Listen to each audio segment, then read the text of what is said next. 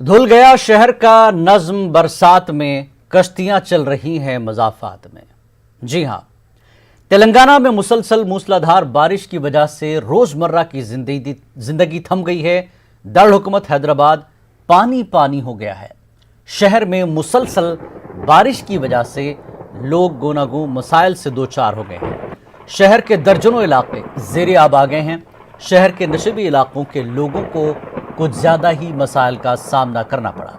हैदराबाद के सात गुंबद और टोली चौकी के इलाकों के लोगों को कश्तियों से निकाला गया। पानी में फंसे तकरीबन 170 घरों के 600 अफराद को महफूज मकामात तक पहुंचाया गया। सड़कें झील में तब्दील हो गईं, जो जहां था परेशानी से दो चार था। पानी के बहाव की वजह से कई गाड़ियां बह गईं।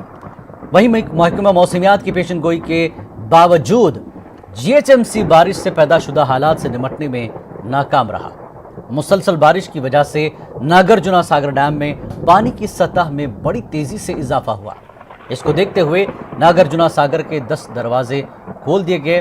वहीं लोअर मिनरो डैम के 17 दरवाजे, जबकि श्री राम सागर के 16 दरवाजे खोल दिए गए हैं। तो ये रात की तस्वीरें हैं जो मुसलसल पानी पूरे शहर को अपनी चपेट में लेता रहा। लोग अपनी गाड़ियों पर सवार होकर रास्ते से उनका गुजरना मुश्किल हो गया। किसी तरह से लोगों ने अपनी जान बचाई और गाड़ियों को उसी बहते पानी में छोड़ दिया। घुटने और कमर तक पहुंचे इस पानी ने पूरे शहर को झील में तब्दील कर दिया। वो सड़कें, वो अहम और बड़ी सड़कें जहां पर ट्रैफिक का तेज बहाव होता है, वहां पर अब फिलहाल पानी का बहाव देखा गया। कुछ देर के लिए बारिश रुकी, लेकिन मुसलसल एक झड़ी हल्की सी बारिश चलती रही। इंतजामिया अपने काम में मसरूफ़ और बारिश ने सबको अपने काम में मसरूफ़ रखा। कई ऐसे रिहायशी इलाके ये तस्वीरें बता रही हैं। ग्राउंड फ्लोर पर जिन लोगों के मकानात हैं, जिनके घर हैं, वो इस कदर घुटनों तक पानी में डूबे रहे। घर के सारे सामान तबाह हो गए। खासकर मुस्तकिल वो इलाके जहां हमेशा बरसात में इस तरह के हालात पेश आते हैं। जीएचएमसी ने महकमा मौसमियात ने अलर्ट किया था, लेकिन जीएचएमसी ने अपनी कार्रवाई क्यों अंजाम नहीं दी? इन इलाकों के लोगों को क्यों इंतबाह नहीं दिया गया? हालांकि महकमा मौसमियात ने इंतबाह दिया था कि इस तरह की बारिश होगी, कि इसके लिए क्या हैदराबाद तैयार है, लेकिन हैदराबाद ऐसा लगता है कि तैयार नहीं था और बारिश ने अपना काम कर दिया।